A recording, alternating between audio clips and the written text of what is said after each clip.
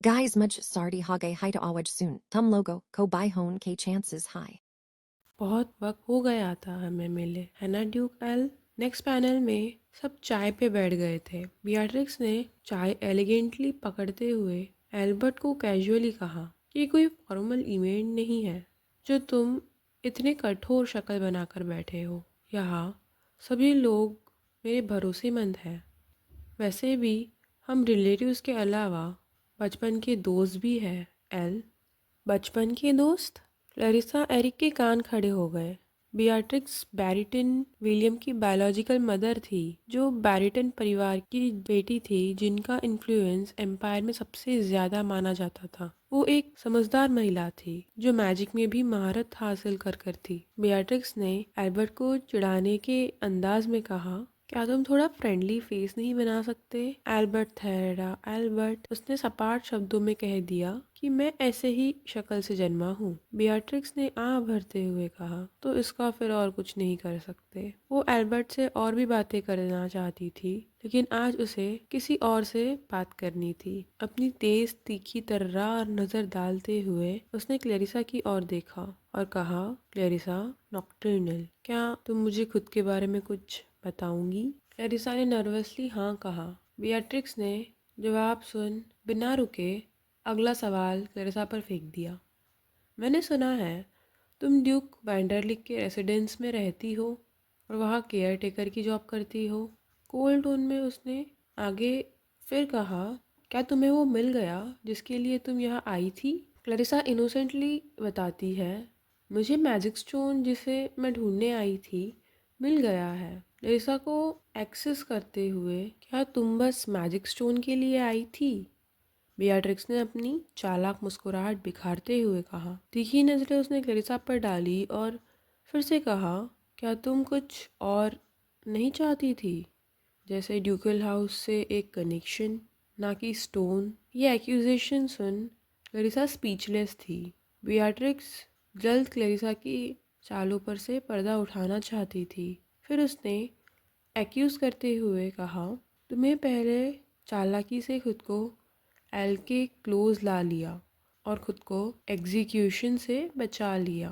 तुम्हें तो अब इनहेरिटेंस के राइट्स भी मिल जाएंगे। अगर एल तुम्हें प्रोटेक्ट ना कर रहा होता तो तुम्हें इतना दूर आने का मौका ही नहीं मिलता। पहले तो इस एरोगेंट औरत को बताओ कि एल्बर्ट को एल ना कहे। दूसरा, हर कोई इसके समान नहीं होता। हमारी क्लेरिसा सच्ची में इनोसेंट है यार। Anyways, back to the story. Clarissa अपने हाथ खड़े कर तुरंत बोल देती है, उसका ऐसा कोई इरादा नहीं था। उसे अब बियाट्रिक्स अफवाहों से ज़्यादा डरावनी लग रही थी। पलक झपका जैसे उसने एक्सप्रेशन चेंज कर दिए हो। बियाट्रिक्स तुरंत हंसते हुए कहती है, मेरा इरादा तुम्हें कॉर्नर्ड करने का नहीं था। मैं तो बस सोच रही थी ये अच्छा होता अगर मैं तुम्हें सपोर्ट करती। विलियम उसका मुंह देख रहा था। वो अपनी मॉम को अच्छे से जानता था। उनके सारे पैतरे वो समझ रहा था। क्लैरिसा ने पूछा, मुझे सपोर्ट करना, इसका क्या मतलब था? जिस पर बियाट्रिक्स ने कहा, एल को यहाँ बुलाया एक और रीज़न के लिए गया था, ताकि हम उसकी शादी का डिस्कस कर सके। ये सुन क्लैरिसा ने सवालिया नज़रों से एल्बर्ट की ओर देखा। बियाट्रिक्स ने कंटिन्यू किया, एल ने कहा था कि उसे तुमसे शादी करने के लिए कोई दिक्कत नहीं होगी, लेकिन तुम्हारा काउंट नॉक्टर्नल से ब्लड रिलेशन होने के कारण मुझे लगा कि मैं चौकन्नी रहूं। उसने अपनी ठंडी नज़र फिर क्लैरिसा पर डाली। वो देखना चाहती थी कि अब क्लैरिसा क्या कहेंगी, उसका जवाब क्या होगा। मुझे अपना असली चेहरा दिखाओ क्लैरिसा। क्लैरिसा नर्वसली कहना शुरू करती है, बाहर से देखने पर लगता होगा कि मैं एक लकी इंसान हूँ, पर यह सिर्फ बाहरी तौर पर है। तो क्या तुम कहना चाहती हो कि शुरुआत से तुम्हारा टारगेट एल नहीं था? टेरेसा ने अब बेatrix की आंखों में आंखें डाल कहा, अगर वो इतनी ही चालाक होती तो ड्यूकल हाउस को इतनी दिक्कतों का सामना नहीं करना पड़ता। मैं वो नहीं हूँ जो आपकी उम्मीदों पर खरा उतरे। बेatrix ने भी इस पर तपाक से कहा, वो क्लैरिसा को इतना काबिल ही नहीं समझती जो वो उसकी उम्मीदों पर खरी उतर पाए। क्लैरिसा ने सीरियस एक्सप्रेशन के साथ कहा, अगर वो किसी चीज़ पर गौर करेंगी भी तो वो ये था कि वो ड्यूक के फैमिली और उनके करीबियों को प्रोटेक्ट करना चाहती थी। एल्बर्ट एरिक के बारे में बताते हुए क्लैरिसा चमक उठी। उसके अंदर गर्माहट भर गई। उसने आत्मविश्वास से कहा, मैं जो हो सकता था करूँगी, पूरी हेल्प दूंगी, सिर्फ ड्यूकल हाउस को सुरक्षित रखने के लिए और उनके लोगों को प्रोटेक्ट करने के लिए। बियाट्रिक्स उससे और कुछ कहती या उससे और कुछ पूछती, उससे पहले ही एल्बर्ट ने उसे इंटरप्ट कर दिया। अब बस हुआ। एल्बर्ट क्लैरिसा के सामने प्रोटेक्टिवली खड़ा हो जाता है और बियाट्रिक्स को कहता है, क्लैरिसा वैसी औरत नहीं है जैसी तुम उसे समझ रही हो, सो ये टेस्टिंग अब बंद करो। एल्बर्ट ने कड़क मिजाज में कहा, अब ये मुझे इरिटेट कर रहा है। क्लैरिसा इस इंसान को ग्रेटफुल आंखों से देख रही थी जो उसके सामने इतने प्रोटेक्टिवली खड़ा था। बियाट्रिक्स सरप्राइज थी ड्यूक को स्टैंड लेता देख। वो आगे कुछ और सोच पाती इससे पहले ही एरिक ने भी डिक्लेयर कर दिया, क्लैरिसा एक एक्स्ट्रा ऑर्डिनरी लेडी है जिससे वो एक दिन शादी करेगा और उसे खुश रखेगा। एरिक के ये बोल्ड प्रपोजल को सुन बियाट्रिक्स, विलियम, एल्बर्ट और क्लैरिसा सबके सब स्टंट थे। एरिक अपने इम्पल्सिव प्रपोजल के कारण ब्लश कर रहा था और हड़बड़ा उठा। विलियम इस भीगी बिल्ली को एक टीजिंग स्माइल दे रहा था। एल्बर्ट के एक्सप्रेशन सॉफ्ट हो गए। वो अपने भतीजे के प्यारे साइड को देख रहा था। लरिसा को तो एल्बर्ट बहुत क्यूट लग रहा था। ड्यूक इस टॉपिक पर फुल स्टॉप लगाते हुए कहता है, लरिसा का शादी का कोई इरादा ही नहीं है, सो इस पर बात करने का कोई मतलब ही नहीं बनता।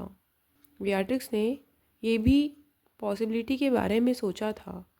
वो इनोसेंट एक्सप्रेशन के साथ एल्बर्ट को रियलिटी दिखाते हुए पूछती है, क्या उसने तुम्हें रिजेक्ट कर दिया?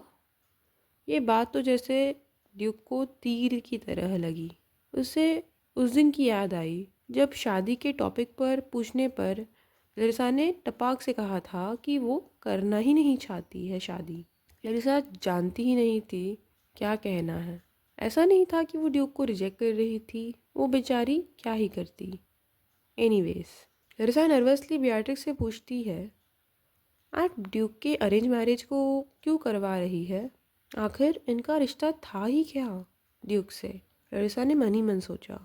बियाट्रिक्स एक्सप्लेन करते हुए बताती है कि विलियम की माँ और रॉयल कॉर्सेट होने के तौर पे उसे किसी भी चीज़ को एलिमिनेट करना होगा जो उनके फ्यूचर के रास्ते में दिक्कत खड़ी करे, जिसमें से एक ड्यूक की शादी थी।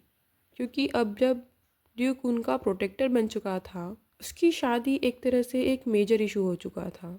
वो खुद नहीं जानती थी कि अपोजिशंस एल को लेकर क्या सोच रहे हैं, उनके क्या मोटिव्स है। दूसरी चीज़, एल को ऑलरेडी बहुत से रिश्ते आ चुके थे, पर पहले वो आसानी से मना कर देता था ये कहकर कि उसे शादी ही नहीं करनी।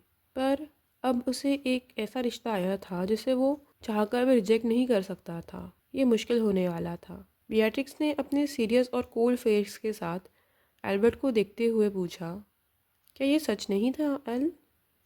एल्बर्ट कुछ ना कह सका।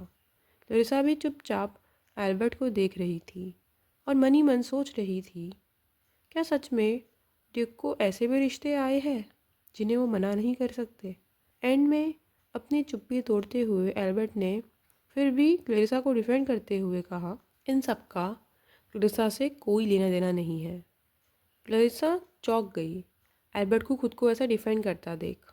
बियाट्रिक्स को अब समझ आया कि चल क्या रहा था। उसने इस टॉपिक पर डिटेल में बात करने के लिए कहा, बट अभी नहीं। पहले वो एल से कुछ प्राइवेट मैटर्स डिस्कस करना चाहती थी। विलियम को गेस्ट को ले जाने के लिए कहकर उसने विलियम को गेस्ट को बाहर ले जाने का ऑर्डर दे दिया। एल्बर्ट सोबर एक्सप्रेशन के साथ बैठा क्लैरिसा और एरिक को जाते देख रहा था। नेक्स्ट पैनल में भीनी धूप के नीचे सुंदर से गार्डन में क्लैरिसा हाथ में चाय के कप के साथ गहरी सोच में गुम थी। क्या तुम ठीक हो क्लैरिसा? एरिक ने उसे पूछा। क्लैरिसा दचक गई। उसे समझा ही नहीं एरिक ने क्या पूछा। विलियम क्लैरिसा की ऐसी हालत देख अपने मॉम के बिहाफ पर माफ़ी मांगता है उनके स्ट्रिक्ट बिहेवियर को लेकर। पर क्लैरिसा समझती थी बियाट्रिक्स की पोजीशन पे कोई भी होता तो उन्हें ऐसा सख्त बनना ही पड़ता। वो फिर भी एल्बर्ट के शब्दों को याद करने लगी जब वो उसे बियाट्रिक्स से प्रोटेक्ट कर रहा था। उसने अपना मन भारी होता महसूस किया। उन्होंने मुझे क्यों प्रोटेक्ट किया? अपनी ही दुनिया में गुम क्लैरिसा फिर से सोच में भर गई। ऊपर से बियाट्रिक्स इन लोगों को देख रही थी। वो एल्बर्ट को अपनी मन की बात कहते हुए बताती है, एरिक एक बहुत ब्राइट बच्चा है। अगर वो एक लड़की होता तो वो ज़रूर उसकी एंगेजमेंट विलियम से कर देती। एल्बर्ट इस पर सपाट शब्दों में कहता है, नहीं, मुझे तुमसे किसी भी तरह का कनेक्शन नहीं रखना।